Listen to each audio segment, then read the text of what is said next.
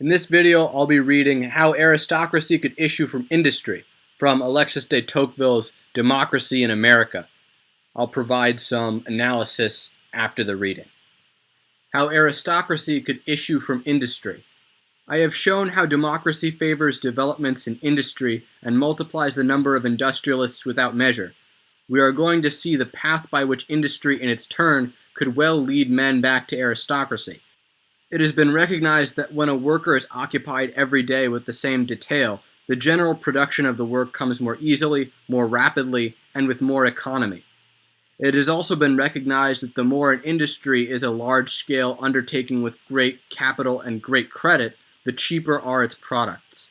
These truths have been glimpsed for a long time, but in our day they have been demonstrated. They have already been applied to several very important industries, and in turn the least are taking hold of them. I see nothing in the political world that should preoccupy the legislator more than these two new axioms of industrial science. When an artisan engages constantly and uniquely in the manufacture of a single object, in the end he performs this work with singular dexterity. But at the same time, he loses the general faculty of applying his mind to the direction of the work. Each day he becomes more skillful and less industrious, and one can say that the man in him is degraded as the worker is perfected.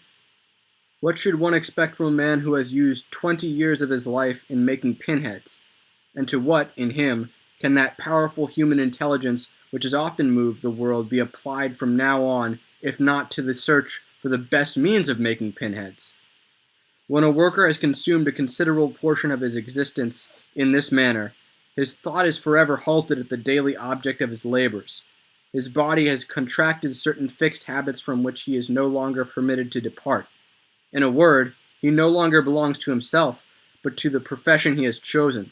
In vain have laws and mores taken care to break all the barriers around this man, and to open 1,000 different paths to fortune for him in all directions.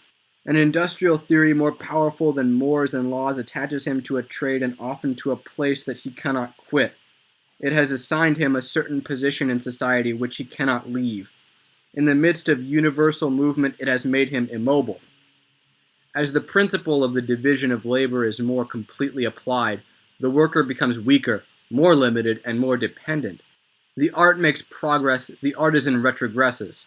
On the other hand, as it is more plainly discovered that the products of an industry are so much more perfect and less dear as manufacture is vaster and capital greater, very wealthy and very enlightened men come forward to exploit industries which, until then, had been left to ignorant or awkward artisans.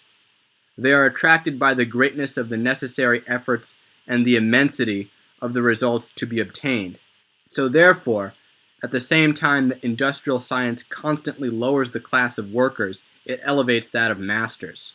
While the worker brings his intelligence more and more to the study of a single detail, each day the master casts his eye over a more far-reaching ensemble, and his mind extends as the worker's shrinks.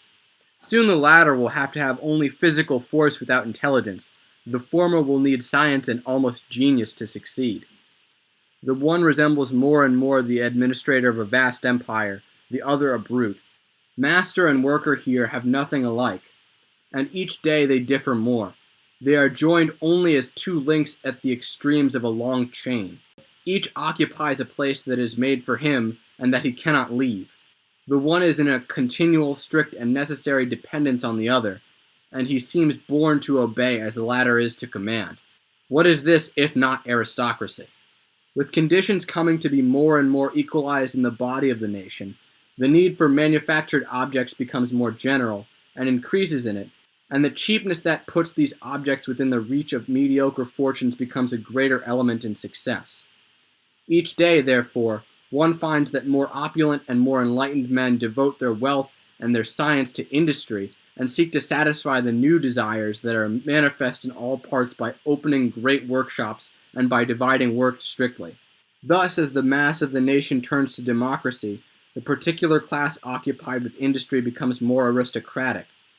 Men show themselves more and more alike in the one, and more different in the other, and inequality increases in the small society as it decreases in the great. Thus, when one goes back to the source, it seems that one sees aristocracy issue by a natural effort from within the very heart of democracy. But this aristocracy does not resemble those that have preceded it. One will remark at first that in being applied only to industry and to some of the industrial professions, it is an exception, a monster, in the entirety of the social state. The small aristocratic societies that certain industries form amid the immense democracy of our day contain, like the great aristocratic societies of former times, some very opulent men and a very miserable multitude. The poor have few means of leaving their condition and of becoming rich, but the rich constantly become poor or quit trade after they have realized their profits. Thus the elements that form the class of the poor are nearly fixed, but the elements that compose the class of the rich are not. To tell the truth, although there are rich, the class of the rich does not exist, for the rich have neither common spirit nor objects, neither common traditions nor hopes. There are then members, but no cores. Not only are the rich not solidly united among themselves, but one can say that there is no genuine bond between one who is poor and one who is rich. They are not fixed in perpetuity, the one next to the other. At each instant interest brings them together and separates them. The worker depends generally on masters, but not on such and such a master. These two men see each other at the factory and do not know each other elsewhere, and while they touch each other at one point, they remain very distant at all others. The manufacturer asks of the worker only his work, and the worker expects only a wage from him. The one is not engaged to protect, nor the other to defend, and they are not bound in a permanent manner either by habit or by duty. The aristocracy founded by trade almost never settles in the midst of the industrial population that it directs. Its goal is not to govern the latter, but to make use of it. An aristocracy thus constituted cannot have a great hold on those it employs, and, should it come to seize them for a moment, they will soon escape it. It does not know what it wants and cannot act. The territorial aristocracy of past centuries was obliged by law, or believed itself to be obliged by mores, to come to the aid of its servants and relieve their miseries. But the manufacturing aristocracy of our day, after having impoverished and brutalized the men whom it uses, leaves them to be nourished by public charity in times of crisis. This results naturally from what precedes. Between worker and master relations are frequent, but there is no genuine association.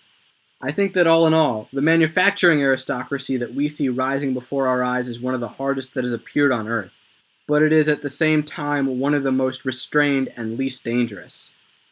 Still, the friends of democracy ought constantly to turn their regard with anxiety in this direction, for if ever permanent inequality of conditions and aristocracy are introduced anew into the world, one can predict that they will enter by this door.